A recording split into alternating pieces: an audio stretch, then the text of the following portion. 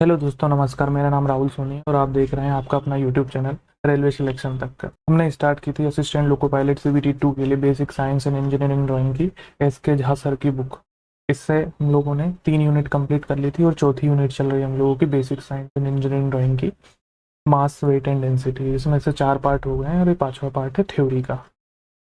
इस क्लास में हम थ्योरी कंप्लीट कर लेंगे और नेक्स्ट क्लास में ऑब्जेक्टिव क्वेश्चन कंप्लीट करेंगे। तो इससे प्रीवियस क्लास में हम लोगों ने क्या क्या देख लिया था, पढ़ लिया था, एक बार उसको सरसरी निगाहों से देख लेते हैं। हम लोगों ने रिलेटिव डेंसिटी देख ली थी, रिलेटिव डेंसिटी देख ली थी, आपेक्षिक घनत्व। आपेक्षिक घनत्व होता है पदार्थ की डेंसिटी बटे वाटर की डेंसिटी, और जो वाटर की डेंसिटी होती है वो 1000 किलोग्राम मीटर प्रति मीटर क्यूब होती है। रिलेटिव डेंसिटी का कोई यूनिट नहीं होता, ये देख लिया था हम लोगों ने देखा था कि वाटर का, अगर सॉलिड का वेट वाटर में कम हो जाए तो क्या होगा, तब रिलेटिव डेंसिटी हो जाती है W1 अपॉन में W1 माइनस W2। ये देख लिया था। W1 क्या था हम लोगों का, हवा में भार था। W2 था पानी में भार।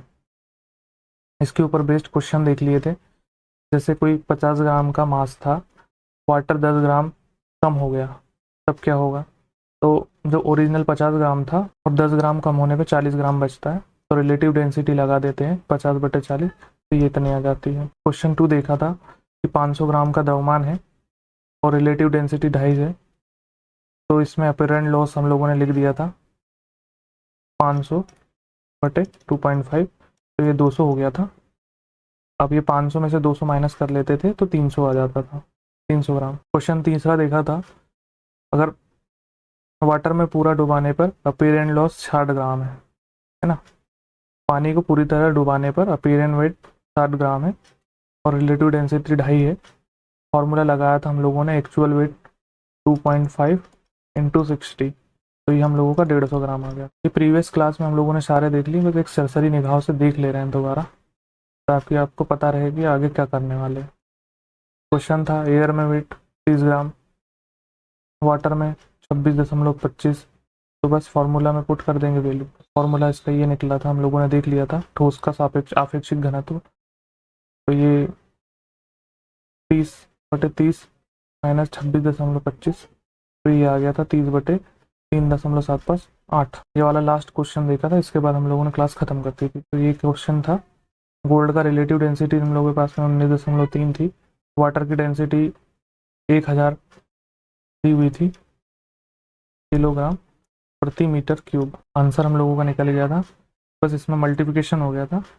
आंसर इसका ये था। अगर रिलेटिव डेंसिटी बड़ी है 1 से, तो चीज़ पानी में डूबेगी, वस्तु पानी में डूब जाएगी। और रिलेटिव डेंसिटी छोटी है 1 से, तो चीज़ें तैरेगी, वस्तु पानी में तैरेगी। तो रिलेटिव डेंसिटी का फॉर्मूला देख लिया था हम लोगों ने, ऑब्जेक्ट की रिलेटिव डेंसिटी बटे में वाटर की रिलेटिव डेंसिटी। और सॉलिड के लिए देख लिया था W अपॉन में W1 माइनस W2। डेंसिटी देख ली थी रो RD इंटू 1000। तो दोस्तों अब नेक्स्ट हम लोग स्टार्ट करते हैं आज की क्लास। अभी तक के हम लोगों ने पीछे प्रीवियस क्लास का देख लिया। तो उसका आपेक्षिक घनत्व है, फॉर्मूला दिया हुआ है, हवा में ठोस का भार यानी W1 माइनस W2। हवा में ठोस का भार ये W1 हो जाएगा, हवा में ठोस का भार W1 माइनस जल में ठोस का भार W2। इसका मतलब है जब कोई वस्तु पानी में डालते हैं तो उसका वजन कम दिखाई देता है, क्योंकि पानी ऊपर की तरफ उछाल लगाता है, तो W1 माइनस W2 हो जाता है, और इसी को रिलेटिव डेंसिटी निकाली जाती है। इसी से हवा वाला ऊपर रहेगा तो वजन की कमी नीचे रहेगी, यानी एयर वेट ऊपर रहेगा तो लॉस इन वाटर नीचे रहेगा। किसी ठोस का आबादी भार में कमी के रूप में उस द्रव का अपेक्षित घनत्व, द्रव का अपेक्षित घनत्व है किसी ठोस का द्रव में भार की कमी, तो क्या हो जाएगा, अपॉन में उसी ठोस का जल में भार में कमी। ठोस का हवा में भार W माइनस ठोस का द्रव में भार W1, ठोस का हवा में भार W, ठोस का जल में भार W2। W क्या है, हवा में भार है। W1 क्या है, द्रव्य में भार है। W2 क्या है, पानी में भार है। तो क्वेश्चन अगर बोले किसी लिक्विड में रिलेटिव डेंसिटी निकालो, तो हमेशा क्या होगा, पानी से कंपैरिजन होगा। इसी का ये फॉर्मूला बेस बना दिया गया है। द्रव का अपेक्षित घनत्व, ये हो गया हवा में भार W1, ये हो गया द्रव में भार W1, और ये हो गया W2 पानी में भार। हवा, द्रव, पानी, तीनों का भार दे दिया, तो ये द्रव का अपेक्षित घनत्व निकालने के लिए हो जाएगा। अब ये है तैरता या डूबा हुआ वस्तु का आयतन या भाग एवं घनत्व में संबंध। तो ये फ्लोटिंग बॉडी वाला सबसे इंपॉर्टेंट है। तो क्या होगा, वस्तु का डूबा हुआ आयतन सबमर्ज्ड वॉल्यूम हो जाएगा। ये सबमर्ज्ड यानी वस्तु का डूबा हुआ आयतन, सबमर्ज्ड वॉल्यूम अपॉन में टोटल वॉल्यूम। वस्तु का डूबा हुआ आयतन यानी सबमर्ज्ड वॉल्यूम, वस्तु का संपूर्ण आयतन यानी टोटल वॉल्यूम। क्या हो जाएगा, डेंसिटी ऑफ ऑब्जेक्ट अपॉन में डेंसिटी ऑफ वाटर, यानी वस्तु का घनत्व बटे पानी का घनत्व। ये सबसे इंपॉर्टेंट है फ्लोटिंग वाला कॉन्सेप्ट। जब पानी मतलब वस्तु तैरती है या डूबी हुई हो, मतलब जितना भाग पानी में डूबा होगा उतना ही रेशियो डेंसिटी का होगा। अगर 80% डूबी है वस्तु तो 0.8 इंटू वाटर डेंसिटी 1000 किलोग्राम पर मीटर क्यूब होता है। अगर 65% डूबी है तो क्या हो जाएगा, 0.65 इंटू वाटर डेंसिटी। अगर आधी डूबी हुई है 50%, तो डेंसिटी का आधा हो जाएगा, है ना, 500। अब ये क्वेश्चन देख लेते हैं। क्वेश्चन है, लकड़ी का कोई गुटका अपने आयतन के 65% के साथ पानी पर तैरता है। इसका घनत्व किलोग्राम प्रति मीटर क्यूब में लगभग है, और इसकी अपने को डेंसिटी पता करनी है। ऑब्जेक्ट पूरी तरीके से डूबा नहीं है, ये 65% ही डूबा हुआ है। अब जो हम लोगों ने देखा था अभी जस्ट इसके पहले में क्वेश्चन, सबमर्ज्ड वॉल्यूम बटे टोटल वॉल्यूम। तो सबमर्ज्ड वॉल्यूम कितना है हम लोगों का, 65% है, और टोटल वॉल्यूम कितना है, 100। अब फ्लोटिंग बॉडी में यही डेंसिटी रेशियो आ जाएगा। तो डूबा हुआ भाग 65% है, और पानी की डेंसिटी कितनी है, 1000 किलोग्राम प्रति मीटर क्यूब। निकालना क्या है, लकड़ी की डेंसिटी निकालना है। फॉर्मूला कौन सा लगेगा, सबमर्ज्ड वॉल्यूम बटे में total volume is equal to लग जाएगा हम लोगों का लकड़ी की डेंसिटी ऑफ वुड और वाटर की डेंसिटी ऑफ वाटर। तो क्या है, क्योंकि क्वेश्चन में फ्लोटिंग बॉडी का जस्ट हम लोगों ने क्वेश्चन मतलब फॉर्मूला देखा, जितना हिस्सा डूबेगा उतना ही डेंसिटी रेशियो होगा। अब देख लेते हैं, 65 दिया हुआ है सबमर्ज्ड का और 100 टोटल है। अब क्या निकालना है हम लोगों को, वुड का निकालना है। एक्स आ जाएगा वुड का, वुड एक्स आ जाएगा, और पानी की डेंसिटी कितनी है, 1000 है। तो इसको सॉल्व करेंगे, ये 2 शून्य से 2 शून्य खत्म हो जाएगा। एक्स इक्वल टू 650 आ जाएगा केजी प्रति मीटर क्यूब, और 650 को केजी है, केजी हटाएंगे नीचे 1000 लगाएंगे, तो ये पॉइंट यहाँ लग जाएगा। तो 65 इंटू 10⁻³ आंसर होगा। ये वाला कॉन्सेप्ट देखते हैं। कुछ कॉन्सेप्ट दिए हुए हैं, पानी में तैरते वस्तु का घनत्व का अर्थ होता है प्रति एकांक आयतन जो पानी में वस्तु को डूबा हुआ है। मतलब पानी में तैरती वस्तु का घनत्व का मतलब पूछा है इसमें। वस्तु का घनत्व इज इक्वल टू वस्तु का कितना भाग पानी में है। मतलब अगर कोई ऑब्जेक्ट पानी में तैर रही है तो जितना हिस्सा पानी में डूबा उतना ही उसका डेंसिटी रेशियो होगा। अगर एग्जांपल समझे, अगर कोई लकड़ी 70% पानी में डूबी है तो सीधे बोल सकते हैं कि density of would 0.7 into density of water होगी, यानी जो लकड़ी की डेंसिटी हो जाएगी वो 70% हो जाएगी। अब कितना परसेंट भाग द्रव में डूबा हुआ है, वस्तु का कितना परसेंट भाग द्रव में डूबा हुआ है। तो जो बुक अब इसमें लिखा हुआ है वस्तु का पानी में वस्तु का डूबा हुआ आयतन, मतलब वी सबमर्ज बटे टोटल वॉल्यूम, मतलब सबमर्ज्ड वॉल्यूम बटे total volume is equal into 100। तो ये वस्तु का कितना परसेंट भाग डूबा हुआ उसमें ये फॉर्मूला लग जाना है। अब अगर कोई 40 सेंटीमीटर क्यूब डूबा हुआ है और टोटल हमारे पास में 100 सेंटीमीटर क्यूब है, तो इसमें क्या हो जाएगा, 40 अपॉन में 100 इंटू 100। तो ये हम लोगों के पास में क्या है, 40% आ जाएगा। वस्तु का कितना प्रतिशत भाग द्रव में डूबा हुआ है, तो 40% भाग डूबा हुआ है। अब थर्ड है, वस्तु का कितना प्रतिशत भाग द्रव में डूबा हुआ है। अब डेंसिटी से परसेंटेज डायरेक्टली निकालना है हम लोगों को। परसेंटेज सबमर्ज्ड बटे ऑब्जेक्ट का डेंसिटी अपॉन में लिक्विड का डेंसिटी इनटू 100। अगर लिक्विड पानी है ना, अगर लिक्विड पानी है तो वाटर की डेंसिटी कितनी है, 1000, और ऑब्जेक्ट की डेंसिटी कितनी है, 600। मान के चलो ऑब्जेक्ट की जो डेंसिटी है, डेंसिटी ऑफ ऑब्जेक्ट 600 है। तो फॉर्मूला हम लोगों ने अभी जस्ट देखा, अपॉन में इनटू 100। तो क्या हो जाएगा, ये 2 शून्य से 2 शून्य खत्म, एक से ये खत्म, क्या आ गई, 60% आ गई एफिशिएंसी। यानी ऑब्जेक्ट 60% पानी में डूबेगा। फ्लोटिंग बॉडी में क्या रहेगा, डेंसिटी जितनी रहेगी, डेंसिटी का रेशियो जितना रहेगा उतना ही सबमर्ज रेशियो रहेगा। 50%, अगर पानी में डूबा भाग 50% है तो डेंसिटी क्या हो जाएगी, 0.5 इंटू वाटर की डेंसिटी। 60% है तो 0.6 इंटू वाटर की डेंसिटी। अगर 80% है 0.8 इंटू वाटर की डेंसिटी। अगर पूरा डूबा हुआ है तो डेंसिटी अगर ज़्यादा है और अगर बराबर है पानी के तो यही रहेगा फ्लोटिंग ऑब्जेक्ट में। अब नेक्स्ट क्वेश्चन देखते हैं। क्वेश्चन है 600 ग्राम द्रव्यमान और 10 सेंटीमीटर वाला कोई घनीय घंट शुद्ध पानी में तैर रहा है।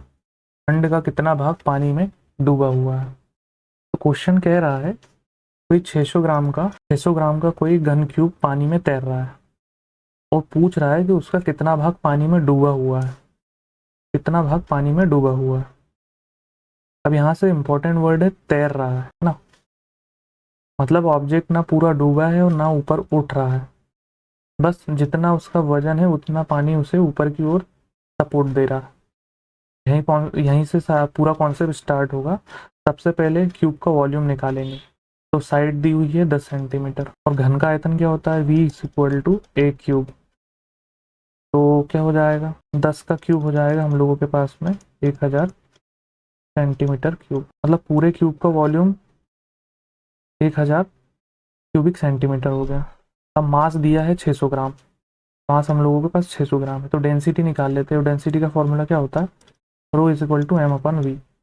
मास हो गया 600, वॉल्यूम निकाल लिया हम लोगों ने 1000। तो ये 2 0 से 0 खत्म, 0.6 आ जाएगा डेंसिटी। इसका मतलब समझे, 0.6 का मतलब है कि वस्तु की डेंसिटी पानी की डेंसिटी सिर्फ 60% है। हम लोगों ने अभी लास्ट पढ़ा था। तो जो फ्लोटिंग बॉडी होती है उसमें गोल्डन रूल क्या था, जितना डेंसिटी का रेशियो होता है उतना ही भाग पानी में डूबा होता है। यानी अगर किसी ऑब्जेक्ट का डेंसिटी पानी की आधी हो तो उसका आधा हिस्सा पानी में डूबेगा। अगर 80 डेंसिटी हो तो 80 हिस्सा डूबेगा। अब डेंसिटी रेशियो क्या है, 0.6 है, इसलिए ऑब्जेक्ट का 60% भाग पानी में डूबेगा। तो correct answer option number C correct answer. Next question है, एक बर्तन में नीचे पारा का घनत्व दिया है 13.6 ग्राम प्रति क्यूबिक सेंटीमीटर क्यूब तथा ऊपर तेल का घनत्व है 0.8 ग्राम पर सेंटीमीटर क्यूब। एक तैरते समांग गोले का आधा आयतन पारे में तथा आधा तेल में डूबा है, तो गोले का पदार्थ का घनत्व क्या होगा। DMRC में आया है क्वेश्चन, थोड़ा सा टफर क्वेश्चन है। इसमें एक ऑब्जेक्ट है और दो अलग अलग लिक्विड में तैर रहा है। मतलब ऊपर जो तेल है जिसकी डेंसिटी कितनी दी हुई है हम लोगों को, 0.8 ग्राम प्रति सेंटीमीटर क्यूब। और इक्वेशन जो क्वेश्चन बोल रहा है, गोले का आधा भाग तेल में है और आधा भाग पारे में है।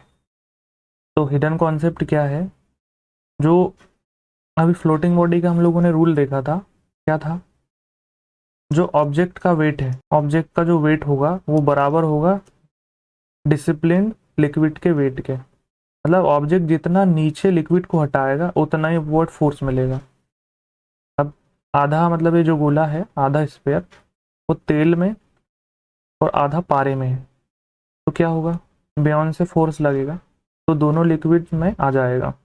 एक हाफ वॉल्यूम है जो तेल को सपोर्ट करेगा, और दूसरा दूसरा भी हाफ वॉल्यूम है वो जो पारा को सपोर्ट करेगा। तो लॉजिक ये है, अगर पूरा गोला सिर्फ तेल में हो तो डेंसिटी सिर्फ 0.8 होगी, अगर पूरा गोला सिर्फ मरकरी में हो तो डेंसिटी से 13.16 होगी, लेकिन आधा आधा दोनों में है।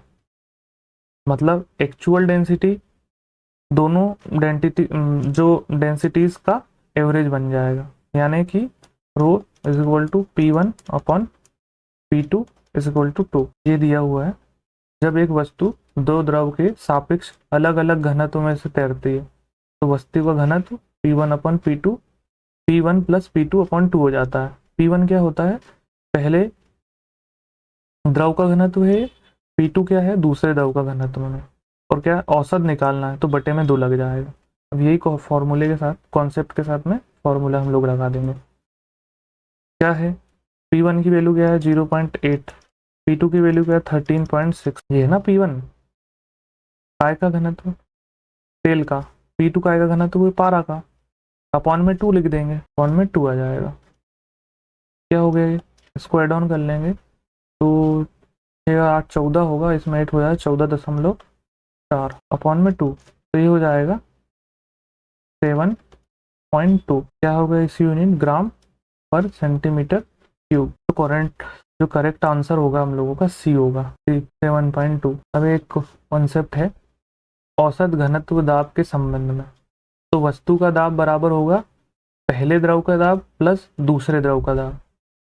अब रो जी एच वस्तु का दाब हो जाएगा, तो पहले द्रव के लिए हो जाएगा रो1 H1, क्योंकि जो ग्रेविटी है वो दोनों में कांस्टेंट होगी, द्रव का दाब और दूसरे द्रव का दाब ये दोनों चेंज रहेगा और दोनों की हाइट भी चेंज रहेगी। तो देखते हैं इसके ऊपर बेस क्वेश्चन है, एक बर्तन में 3 सेंटीमीटर ऊंचाई तक 1.2 आपेक्षिक घनत्व का तेल भरा हुआ है, इसके ऊपर 10 सेंटीमीटर तक जल भरा है। यदि पारे का आपेक्षिक घनत्व 13.6 हो तो बर्तन की तली पर दाब होगा। आरआरबी ट्रिवेंड्रम का है टेक्नीशियन का। तो क्वेश्चन है, कह क्या रहा है क्वेश्चन, एक बर्तन में 3 सेंटीमीटर ऊंचाई तक के तेल भरा हुआ है जिसकी रिलेटिव डेंसिटी 1.2 है, तो उसको 10 सेंटीमीटर पानी तक भरा हुआ है ना, तो तली पर कुल प्रेशर पारे के कितने सेंटीमीटर के बराबर होगा, ये पूछ रहा है वो। तो सबसे पहले कॉन्सेप्ट समझते हैं, जब कोई लिक्विड ऊपर नीचे रखे हो तो नीचे प्रेशर ऐड होता जाएगा, मतलब जो टोटल प्रेशर होगा वो बराबर होगा ऊपर वाले लिक्विड के, और प्रेशर प्लस नीचे वाले लिक्विड का प्रेशर, मतलब टोटल प्रेशर हो जाएगा, ये दिया हुआ है ना, टोटल प्रेशर हो जाएगा पहले द्रव का दाब प्लस दूसरे द्रव का दाब, पहले द्रव का प्रेशर प्लस दूसरे द्रव का प्रेशर, रो जी एच प्लस रो1 जी एच वन प्लस रो2 जी एच टू। यह एक क्वेश्चन प्रेशर नहीं पूछ रहा, डायरेक्टली पूछ रहा है कि ये प्रेशर मरकरी के कितने सेंटीमीटर कॉलम के बराबर है, मतलब इक्विवेलेंट हाइट की निकालनी है इसमें हम लोगों को। अब ध्यान देने वाली बात यह है कि वाटर का रिलेटिव डेंसिटी कितनी है, 1 है, और ऑयल की रिलेटिव डेंसिटी कितनी हो गई, 1.2 हो गई, तो 3 सेंटीमीटर ऑयल एक्चुअल वाटर के बराबर हो गया, तो 3 गुणित 1.2 यानी 3.6 सेंटीमीटर वाटर और ऑलरेडी 10 सेंटीमीटर पानी है, तो टोटल प्रेशर कितना हो गया 3.6 plus 10 is equal to 13.6 centimetre water हो गया। तो ये तो मरकरी की रिलेटिव डेंसिटी दी हुई है, तो मतलब 3.6 जो सेंटीमीटर वाटर का प्रेशर निकला वो बराबर किसके, 1 सेंटीमीटर मरकरी के प्रेशर के। तो डायरेक्टली आंसर क्या हो गया, 1 सेंटीमीटर, ये मरकरी की डेंसिटी होती है ना 13.6, और यही हम लोगों की निकली है पानी में प्रेशर, तो ये इक्वल हो गया 1 सेंटीमीटर मरकरी के, तो सही ऑप्शन ये हो गया, पारे के 1 सेंटीमीटर के बराबर। अगर कोई भी लिक्विड का प्रेशर मरकरी के कितने सेंटीमीटर के बराबर है ऐसा पूछे तो क्या होगा, पहले सबको वाटर के इक्विवेलेंट में बदलना है और फिर जो मरकरी की डेंसिटी निकलेगी उससे डिवाइड कर देना। मरकरी की डेंसिटी निकलेगी नहीं, वो अपने पास में ऑलरेडी होगी 13.6, तो देखो यहाँ पे भी यही हुआ, 13.6 लिक्विड का प्रेशर मरकरी के कितने सेंटीमीटर के बराबर था, तो 13.6 था, और जो मरकरी की डेंसिटी से डिवाइड कर दिया 13.6 उसकी डेंसिटी थी, तो एक निकल गया। नोट दिया हुआ है, यदि ठोस का दो अलग अलग द्रव में डुबाने पर डूबे भाग के आयतन V1 V2 है एवं द्रव के घनत्व क्रमशः D1 D2 है, तो ये हो जाएगा V1 इंटू D1 इंटू जी, V2 इंटू D2 इंटू जी। अगर किसी वस्तु को दो अलग अलग द्रव में डुबाया जाए और डूबे हुए भाग का आयतन V1 V2 हो, तो द्रव की डेंसिटी हो जाएगी D1 D2, यानी V1 D1 इंटू जी, V2 D2 इंटू जी। इसका असली मतलब ये है कि मान लो कोई ऑब्जेक्ट लिक्विड में तैर रहा है, कोई ऑब्जेक्ट दो लिक्विड में तैर रहा है, ऊपर वाला जो लिक्विड है वो हल्का है और नीचे वाला जो लिक्विड है वो हेवी है, तो ऑब्जेक्ट का कुछ हिस्सा ऊपर वाले लिक्विड में होगा और कुछ हिस्सा नीचे वाले लिक्विड में होगा। अब फ्लोटिंग कंडीशन में क्या होगा, जितना हिस्सा किसी लिक्विड में डूबेगा उतना ही उस पर ब्यायंसी फोर्स लगेगा। अब ब्यायंसी फोर्स डिपेंड करता है लिक्विड की डेंसिटी पे और डिस्प्लेस्ड वॉल्यूम पे, मतलब उसकी कितनी डेंसिटी है और उसने कितने पानी को हटाया। यानी क्या हो जाएगा, अगर ऊपर वाला लिक्विड हल्का है तो उसमें कम सपोर्ट मिलेगा, इसलिए ऑब्जेक्ट को उसमें ज़्यादा वॉल्यूम में डुबाना पड़ेगा। लेकिन नीचे वाला लिक्विड हेवी है, थोड़ा ज़्यादा वॉल्यूम सपोर्ट देगा, तो रीज़न ये है कि लिक्विड में ऑब्जेक्ट ज़्यादा डूबेगा और हेवी लिक्विड में कम। अब इक्वेशन क्या है, V1 D1 G into V2 D2 G। V1 क्या है, पहले लिक्विड में डूबा हुआ वॉल्यूम है, पहले लिक्विड में डूबा हुआ वॉल्यूम है। D1 क्या है, पहले लिक्विड की डेंसिटी है। V2 क्या है, दूसरे लिक्विड में डूबा हुआ वॉल्यूम है, दूसरे लिक्विड की डेंसिटी है। G भी तो दोनों में कॉमन है, ग्रेविटी है, तो ये दोनों ग्रेविटी कट जानी है। अब क्या हो जाएगा, तो बचा क्या V1, ये D इधर जाएगा नीचे, और ये वाला जो V2 है और नीचे इधर आएगा, V2 हो जाएगा V1 अपन V2 D1 अपन D2। यही इंपॉर्टेंट कॉन्सेप्ट है। इसका मतलब ये निकला कि डूबे हुए वॉल्यूम का रेशियो डेंसिटी के इन्वर्स रेशियो में होता है। जिस लिक्विड का डेंसिटी कम होगा उसे में ऑब्जेक्ट ज़्यादा डूबेगा, और जिसकी डेंसिटी ज़्यादा होगी उसमें कम डूबेगा। अब नीचे वाला फॉर्मूला देख लेते हैं। ये मिश्रण का घनत्व है, भिन्न भिन्न घनत्व वाले दो द्रवों को आपस में घुला गया D1 D2, तो मिश्रण का घनत्व आ जाएगा 2 इंटू D1 इंटू D2 अपन में D1 प्लस D2। जब इक्वल मास वाले दो लिक्विड मिलाए जाए, इक्वल मास मतलब वॉल्यूम अलग अलग होता है, सिंपल एवरेज नहीं लगता दोनों में। इसके ऊपर बेस्ड क्वेश्चन देखते हैं। क्वेश्चन है, यदि दो द्रव जिनके D1 D2 हैं के समान द्रव्यमान मिला दिया जाए तो मिश्रण का घनत्व क्या होगा। क्वेश्चन कह रहा है कि दो द्रव है जिनकी डेंसिटी D1 D2 है, अगर दोनों को समान द्रव्यमान यानी इक्वल मास में मिलाया जाए तो मिक्सचर की डेंसिटी क्या होगी, मिश्रण का घनत्व क्या होगा। सबसे पहले एक चीज समझे, अगर डेंसिटी दी होती, मतलब डेंसिटी है क्या, अपने को पता है कि डेंसिटी क्या है, वो m अपन वी, मतलब मास अपन वॉल्यूम। अब गलती कहाँ होती है, बच्चे सोचते हैं इक्वल मास है तो डेंसिटी एवरेज लगा देते हैं, लेकिन नहीं, क्योंकि वॉल्यूम अलग अलग दिया हुआ है, डेंसिटी हमेशा मास और वॉल्यूम दोनों पर डिपेंड करती है। कॉन्सेप्ट शुरू करते हैं। मान लो दोनों लिक्विड का मास बराबर है, पहले लिक्विड का मास m है और दूसरे लिक्विड का मास भी m है, तो टोटल मास क्या हो जाएगा, m plus M is equal to 2m हो जाएगा। अब वॉल्यूम निकालना है, तो वॉल्यूम कैसे निकल जाएगा, ये इधर चला जाएगा, तो v equal to m upon rho यानी डेंसिटी। तो पहले लिक्विड का वॉल्यूम क्या आ जाएगा, v1 equal to m upon density 1, दूसरे लिक्विड का क्या आ जाएगा, m अपॉन डेंसिटी 2। अब टोटल क्या हो जाएगा, दोनों को एड ऑन कर देंगे, तो m d1 प्लस ये डेंसिटी मान चलो जैसा है वैसे ले लेते हैं, रो 1 प्लस m रो 2, क्या आ गया, टोटल वॉल्यूम आ गया। अब मिक्सचर डेंसिटी लगाने पे क्या हो जाएगा, mixture density rho is equal to total mass upon में टोटल वॉल्यूम, यानी रो 2m, अब लोगों ने निकाला था 2m अपॉन में यही वाला नीचे रख देंगे, एम, फिर मिटा लूँ M rho one plus M rho to.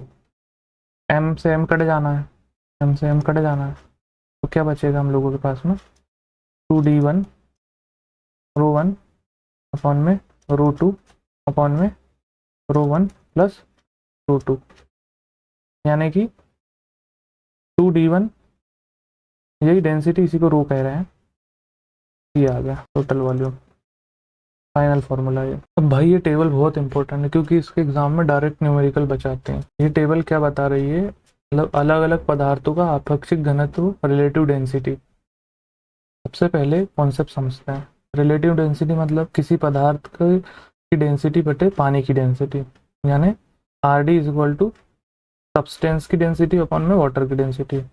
अब क्योंकि पानी की डेंसिटी स्टैंडर्ड मानी जाती है, मतलब कि 1 ग्राम प्रति सेंटीमीटर क्यूब या फिर 1 ग्राम किलोग्राम 1000 किलोग्राम प्रति सेंटीमीटर क्यूब, इसलिए ज़्यादातर केस में रिलेटिव डेंसिटी और एक्चुअल डेंसिटी को न्यूमेरिकल वैल्यू सेम दिखती है, बस यूनिट हट जाती है। तो अब टेबल पढ़ना शुरू करते हैं। पानी, जो पानी है, पानी है एक, क्या है, 1 सेंटीमीटर पर क्यूब, ग्राम सेंटीमीटर पर क्यूब, मतलब स्टैंडर्ड रेफरेंस यही होगा। अगर किसी पदार्थ का रिलेटिव डेंसिटी 1 से ज़्यादा है तो वो पानी में डूबेगा, अगर रिलेटिव डेंसिटी 1 से कम है तो वो पानी में तैरेगा। एग्जाम्पल अगर समझें, अगर 0.92 का कोई बर्फ़ का टुकड़ा है तो आइस की जो डेंसिटी होती है वो कितनी होती है, 9.2 होती है ना। तो कोई 9.2 का पानी बर्फ़ का टुकड़ा है, मतलब आइस की डेंसिटी पानी से कम है, तो इसलिए बर्फ़ पानी पर तैरती है। अब सिर्फ थोड़ा सा हिस्सा ऊपर दिखाई देता है। अब कॉर्क, कॉर्क की डेंसिटी है 0.22 से 0.25 तक के, मतलब ये बहुत कम डेंसिटी है, मतलब बहुत हल्का है, इसलिए जो कॉर्क है वो पानी में ऑलमोस्ट ऊपर ही तैरता रहेगा। अब मिट्टी का तेल, केरोसिन ऑयल, इसकी डेंसिटी कितनी है, केरोसिन ऑयल की डेंसिटी है 0.8, कॉर्क की हो गई 0.25, 22 से 0.25, बर्फ की हो गई 0.92। अब जो केरोसिन है हमेशा पानी के ऊपर तैरेगा क्योंकि इसकी पानी से हल्का है ये। जो पारा हो गया, पारा 13.6, ये इतना ज़्यादा डेंस है कि आयरन जैसी चीज़ भी इसके ऊपर तैर सकती है, इसलिए मरकरी, एक सेकंड दोस्तों, ये बहुत ज़्यादा डेंस होता है, इस पर आयरन की चीज़ें भी फ्लोट करती हैं, इसलिए इसका हम लोग इस्तेमाल बैरोमीटर में करते हैं। अगर पानी यूज़ हो करेंगे तो बैरोमीटर बहुत लंबा बनाना पड़ेगा। सोना, मैं सिर्फ इम्पोर्टेंट पे क्लिक कर रहा हूँ। सोना 19.3, ये भी बहुत हेवी मेटल होता है, इसका भी हम लोगों ने पिछली क्लास में देख लिया था। एक दोनों का छोटा सा क्यूब ले लो, लोहे का और सोने का, दोनों का वॉल्यूम सेम रहेगा, लेकिन जो सोने की जो डेंसिटी होगी और जब उसका तौल करेंगे तो ज़्यादा भारी सोना निकलेगा सेम वॉल्यूम के साथ में। लोहा है, लोहे की 2 दी हुई है डेंसिटी, जो ढलवा लोहा है 7.2, ये थोड़ा सा कम डेंस होता है, और जो पिटवा लोहा है 7.8, ये थोड़ा ज़्यादा डेंस होता है, यानी सेम मेटल होने पर भी स्ट्रक्चर बदलने से डेंसिटी बदल सकती है। एग्जाम में कैसे यूज़ होता है, अगर पूछा जाए कि कौन तैरेगा तो हम लोगों को क्या करना है, रिलेटिव डेंसिटी को कंपेयर करना है किससे, 1 से। अगर रिलेटिव डेंसिटी कम है 1 से तो वो पानी में तैरेगी, अगर रिलेटिव डेंसिटी 1 से ज़्यादा है तो वो डूब जाएगी। अगर पूछा जाए किसका प्रेशर ज़्यादा होगा तो हायर डेंसिटी वाला प्रेशर ज़्यादा देगा, क्योंकि क्या होता है, pressure equal to rho ji H होता है, प्रेशर सीधे डेंसिटी पर डिपेंड करता है। अब हम क्या पढ़ने वाले हैं, आंतरिक वेग यानी क्रिटिकल वेलोसिटी। ये इंपॉर्टेंट फ्लूइड मैकेनिक्स का कॉन्सेप्ट है, अगर एग्जाम में सीधे थ्योरी प्लस एमसीक्यू दोनों आते हैं इससे। तो क्रांतिक वेग क्या होता है देख लेते हैं। सबसे पहले समझो कि फ्लूइड फ्लो 2 प्रकार में होता है, एक तो धारा रेखीय फ्लो लेमिनर फ्लो होता है, और दूसरा होता है विक्षुब्ध फ्लो, टर्बुलेंट फ्लो। बुक देख लेते हैं पहले।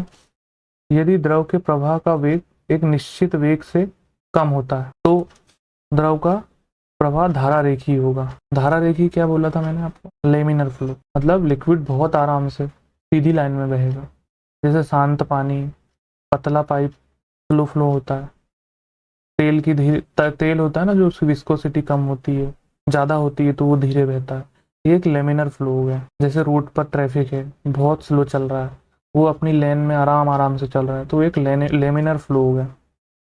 अर्थात द्रव का प्रत्येक कण उसी बिंदु से गुजरता है जिससे उसे उसके कांतिक फ्लो वाला गुण कण गुजरा है।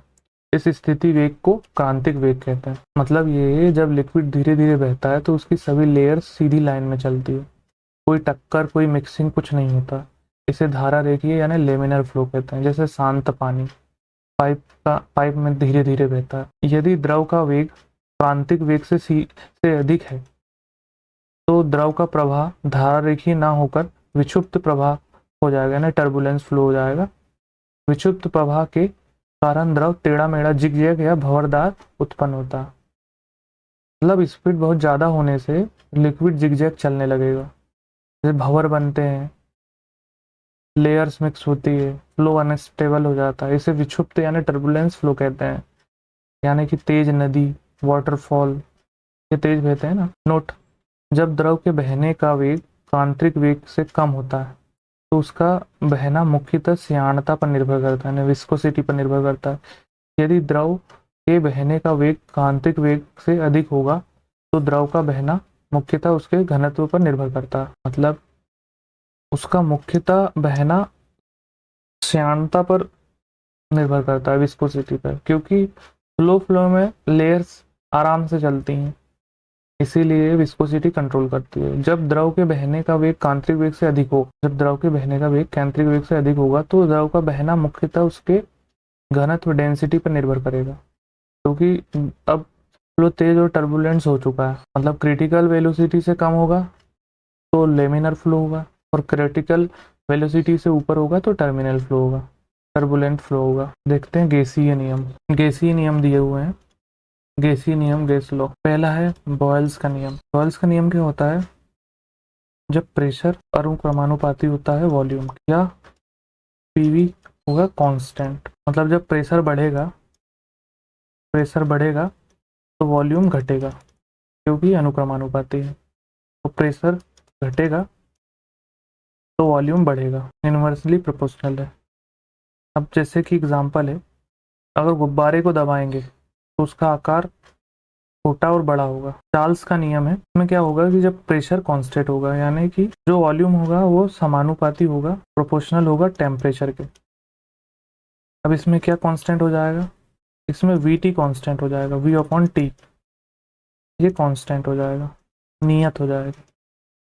मतलब टेम्परेचर जब बढ़ेगा तो वॉल्यूम भी बढ़ते जाएगा। इसका एग्जांपल है, जब गर्म करेंगे तो बलून फूल जाएगा। जो अपन पैराग्लाइडिंग कर, वो पता नहीं है बलून में लोग बैठते हैं, जब उसमें नीचे अपन आग लगाते हैं तो जो उसमें बलून होता है वो फूल जाता है और फिर वो हवा में मोशन करने लगता है। मुझे तो उसका नाम याद नहीं आ रहा। गैलुसेक का नियम, जब वॉल्यूम कांस्टेंट हो जाए तो ये क्या होगा?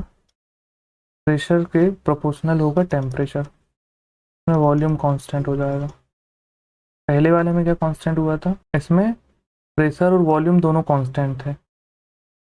दूसरे वाले में क्या थे? चार्ल्स के नियम में वी अपॉन टी, यानी V upon T, volume upon temperature दोनों कांस्टेंट थे। और ये जो तीसरा गैलुसेक वाला, ये इसमें वॉल्यूम कांस्टेंट हो जाएगा। टेम्परेचर जैसे बढ़ेगा तो वॉल्यूम भी बढ़ेगा, प्रेशर भी बढ़ेगा। जैसे प्रेशर कुकर है, तो जब हम गैस की फ्लेम में लगाते हैं तो उसका जो अंदर प्रेशर है वो बढ़ जाता है। तो कहने का मतलब है, जब टेम्परेचर बढ़ेगा तो प्रेशर भी बढ़ेगा और वॉल्यूम कांस्टेंट रहेगा, गैलुसेक के नियम में। आवोगाद्रो का क्या रहेगा नियम? जो वेलोसिटी होगी, नहीं, वॉल्यूम होगा, वो प्रोपोर्शनल होगा गैस की मात्रा पे, यानी स्मॉल एन, गैस की मात्रा। नंबर ऑफ मोल हो गए, नंबर ऑफ मोल्स। आदर्श गैस नियम, आइडियल गैस लॉ। तो आइडियल गैस लॉ होता है P V is equal to N R T. P क्या है? प्रेशर है। वी क्या? वॉल्यूम है। एन क्या है? मोल्स है, अभी देखा, नंबर ऑफ मोल्स। आर क्या है? गैस कांस्टेंट है। टी टेम्परेचर है। तो सर ने बताया है इसको बहुत अच्छे से, सर की जो लैंग्वेज है वो भी देख लेते हैं। ट्राइंगल ट्री का ये PVT, बॉयल्स लॉ के लिए ये PVT है ना। ये जब बॉयल्स लॉ लगेगा तो ये तीनों पोजीशन हम लोगों को याद रखनी पड़ेगी। PVT कहाँ है, ये बॉयल्स का B, चार्ल्स का C, गैलुसेक का G। तो रो इन्वर्सली प्रोपोर्शनल है 1/V के, चार्ल्स में V प्रोपोर्शनल है T के टेम्परेचर के, और गैलुसेक में है P प्रोपोर्शनल है T के टेम्परेचर के। PVT याद रखना। अब इसमें क्या है 1/V, इसमें क्या है T, इसमें क्या है P। मतलब जो बॉयल होगा उसमें प्रेशर बढ़ेगा, वॉल्यूम कम होगा। चार्ल्स होगा उसमें टेम्परेचर बढ़ेगा, वॉल्यूम भी बढ़ेगा। और जो गैलुसेक है टेम्परेचर भी बढ़ेगा तो प्रेशर भी बढ़ेगा। आवोगाद्रो में क्या, वॉल्यूम और मोल डायरेक्टली प्रोपोर्शनल रहेंगे। आइडियल गैस क्या है, सबको मिला करके है PV = nRT। इस नियम के अनुसार नियत ताप पर किसी गैस की निश्चित मात्रा का दाब उसके आयतन के व्युत्क्रमानुपाती होता है। मतलब अगर टेम्परेचर कांस्टेंट है, नियत ताप यानी टेम्परेचर अगर कांस्टेंट है तो प्रेशर बढ़ेगा, दाब और जो वॉल्यूम है वो घटेगा, यही कह रहा है ना। तो प्रेशर घटेगा तो वॉल्यूम बढ़ेगा, या फिर किसी गैस के निश्चित मात्रा का आयतन उसके दाब के व्युत्क्रमानुपाती होता है। ये क्या वॉल्यूम है, ये क्या प्रेशर है, इन्वर्सली प्रोपोर्शनल बताया है उसने। तो एक बढ़ेगा तो दूसरा घटेगा। अब जैसे गुब्बारे को हम दबाते हैं तो क्या होता है, अंदर प्रेशर बढ़ता है, लेकिन जो बलून का जो वॉल्यूम होगा वो घटेगा। ये किसने बताया था, ये बॉयल्स ने बताया था। तो ये क्या है, V = K/P। K क्या है, नियतांक है, कांस्टेंट है। अब दोनों तरफ P मल्टीप्लाई करने पर, अगर एक P यहाँ पे मल्टीप्लाई करेंगे P और एक P यहाँ पे मल्टीप्लाई करेंगे तो क्या होगा, ये एक P से एक P कट गया। अब क्या होगा, PV = K। तो ये क्या है, फिक्स टेम्परेचर है। प्रेशर और वॉल्यूम का मल्टीपल होगा ना, वो कांस्टेंट होगा, ये कहना चाह रहा है ये। अब क्या लिखा है, P1V1 = P2V2 = P3V3। तो पहली कंडीशन का प्रेशर इंटू वॉल्यूम, दूसरी कंडीशन का प्रेशर इंटू वॉल्यूम, तीसरी कंडीशन का प्रेशर इंटू वॉल्यूम, ये एक नियतांक है, कांस्टेंट है। तो मान लो पहले प्रेशर 2 यूनिट है और वॉल्यूम 10 है, तो क्या हो जाएगा, 2 × 10 = 20। क्या हो गया, प्रेशर 4 हो गया। मतलब पूछा कि फिर वॉल्यूम कितना होगा, अगर प्रेशर 4 हो तो वॉल्यूम कितना होगा। P हम लोग को दिया हुआ है और वॉल्यूम पूछा है, तो क्या लगाएंगे, 4 × V = 20। तो V को निकल गई 5। तो जब प्रेशर 2 गुना होगा ना तो वॉल्यूम आधा हो जाएगा। यही बॉयल्स का नियम था, प्रेशर 2 गुना होगा तो वॉल्यूम आधा हो जाएगा।